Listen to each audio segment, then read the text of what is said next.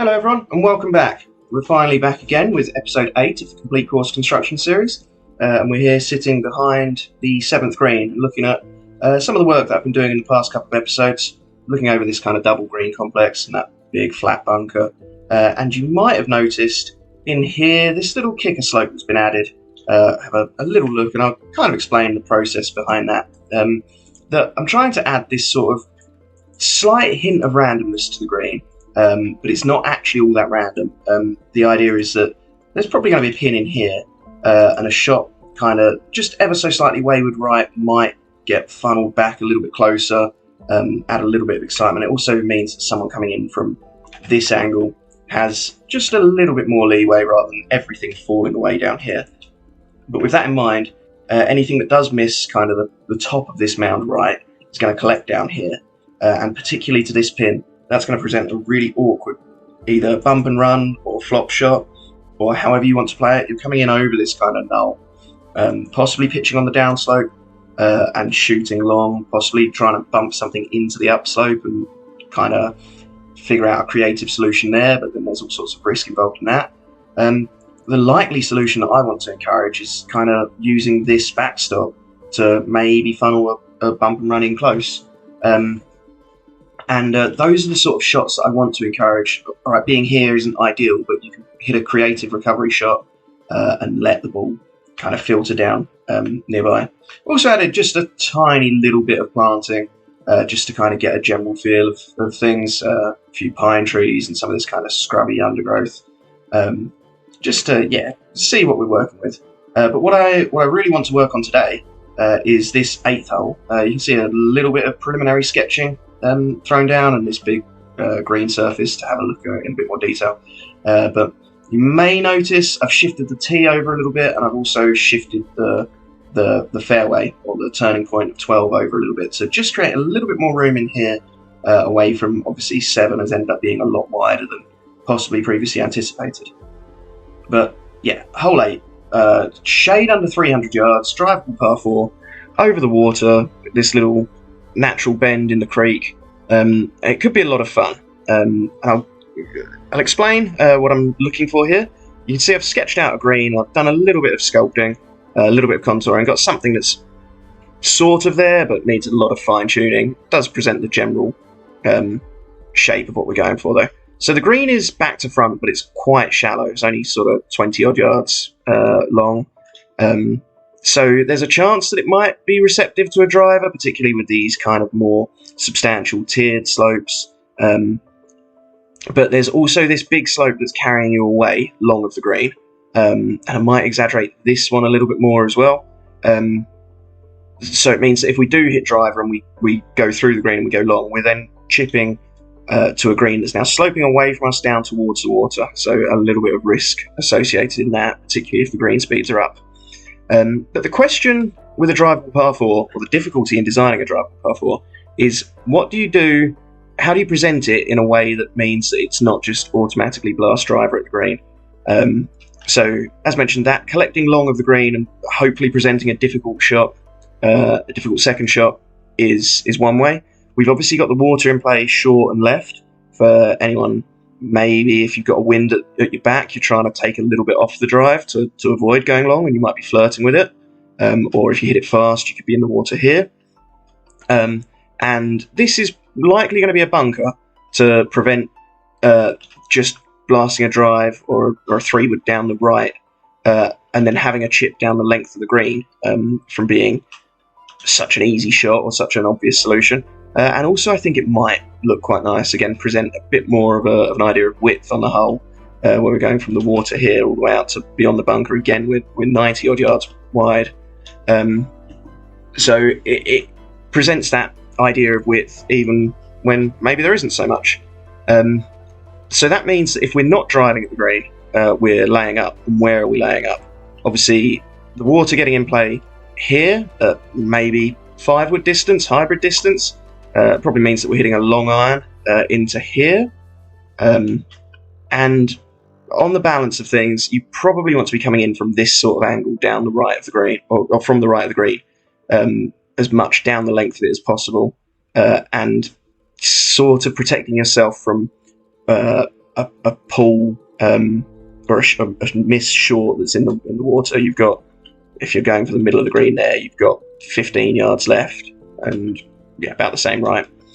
Whereas if you're coming in from here, you've got a little bit less margin to miss short, and obviously possibly backspin down the slope. So I would suggest that this is probably the preferred angle in. So maybe I could look at adding something in here to mean that like this is a really easy layup, as long as you're not contending with the water too much. Maybe down here is a little bit harder, but if I make this too hard, then no one's playing for this one. You're just taking everything out of the equation here and just going maybe long of the green for safety. So that's one thing to consider. Obviously the green's sketched in, a bunker's sketched in, and I'm thinking that we probably want fairway fairly close to the edge of the bank,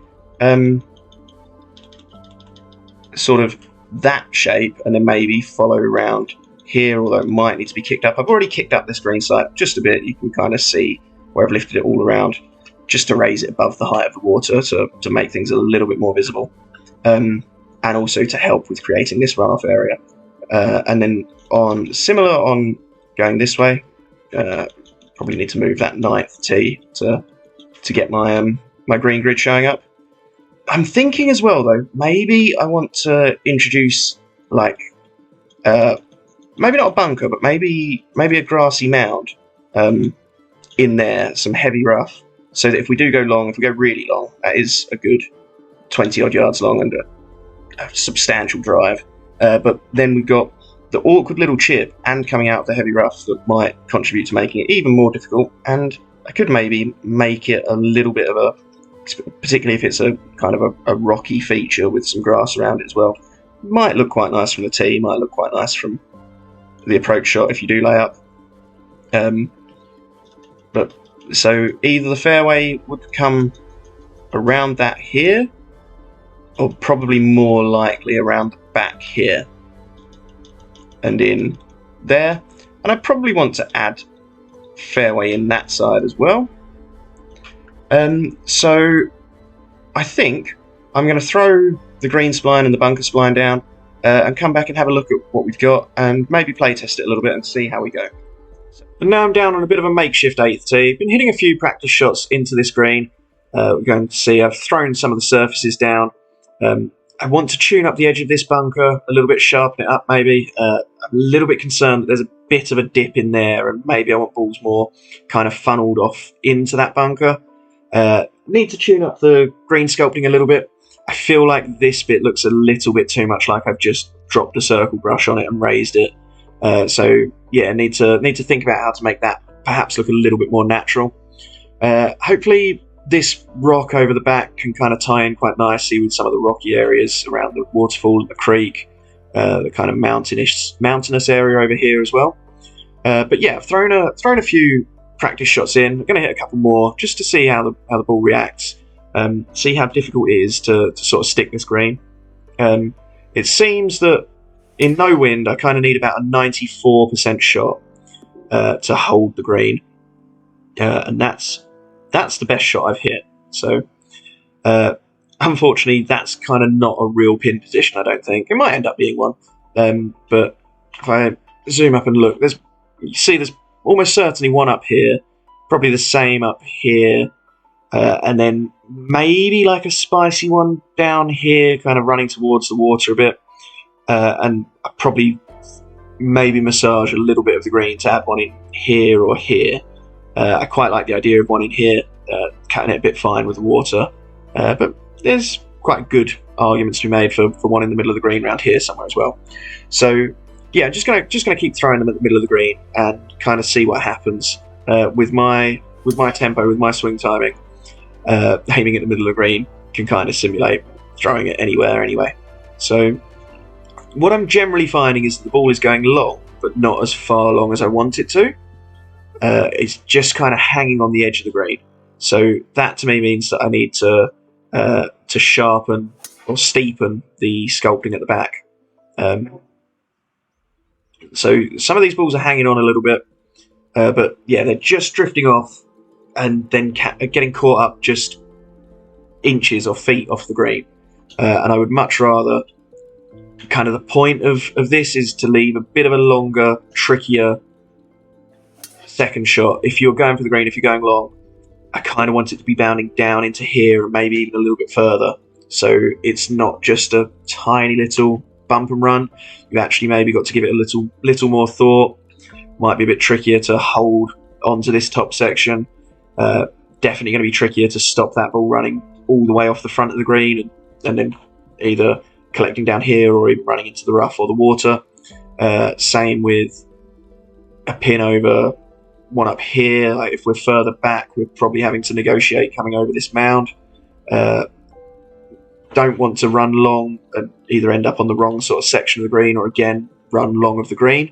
So I think, yeah, maybe I need to steepen that, and that's an important part of playtesting. Shows you that things that you thought are going to happen or that you wanted to happen maybe aren't going to happen quite how you saw them. So yeah, I like that you can kind of use that as a backstop. It's a little bit 50-50. Sometimes it works, sometimes it doesn't. And especially when we get some wind involved, that's going to make this a little bit more unpredictable. So yeah, maybe sharpen this edge and steepen it and take balls further away. And then if it's a trickier up and down from back here, it might mean that people are more looking at either laying up over here or laying up way short. And that's the next thing to consider, how we're encouraging people to not blast driver at the green. So you can see I've thrown down a marker. It's 90 yards wide at the moment. I'm probably kind of encroaching on the 12th. I might even be looking at sort of doubling up the fairway here or splitting them with bunkers or trees or something. But I'm sure I can come up with a way to make that work. It might be quite nice to have a string of bunkers down here, particularly from the 8th tee. It might be a little bit more difficult to make that work from here. But I suppose we're downhill enough that with some decent sculpting and some decent positioning, you can probably use them to quite nicely separate these two holes. So I'm thinking that by offering as much width as possible here, firstly, if you are laying up, you're pretty much never going to miss this. You're not missing the fairway when it's 90, 100 yards wide. And also, it's offering so much width that you can pretty much choose your angle in. You can see that maybe to a pin up there, we're making a fairly sizable angle. We're coming in over completely different portions of the green, particularly if we're negotiating this mound. Maybe coming into that side, you clearly want to be coming in from the left. That's a shorter approach. You're not really contending with this mound so much, and if you are, it's maybe in a more helpful way, whereas coming in from this way, might pitch on it, might pitch short of it and get kicked off, might pull it a little bit and end up on there and fall away, whereas I feel like from here you're more likely to kind of land safely. So that's one good thing about offering all that width. And then yeah, being so humongously wide, people are basically not going to miss it, so they don't have to give much thought to it. It's not like a tricky fiddly little layup or a fiddly little drive, so you might as well just be as close to the green as possible because you don't want to lay up and miss the fairway. Does mean that it might be not the most interesting shot. Kind of, you're just hitting a 200-yard 5-iron to a 100-yard wide fairway, so there doesn't necessarily need to be all that much thought to it. So with that in mind, I might throw a bunker in here, but that's just kind of going to discourage people from hitting that layup, and they're just going to go for the green, which is not necessarily what I want to encourage. But I think I'm going to try a shorter episode, so I'm going to call it a day there. If you guys let me know what you think, let me know what you think about the shorter episode, let me know what you think about the course and how the project's going so far. Anything you want to see, please feel free to drop a comment, hit that like button, maybe subscribe if you want to see more. But until next time guys, that's going to be all from me. Bye for now.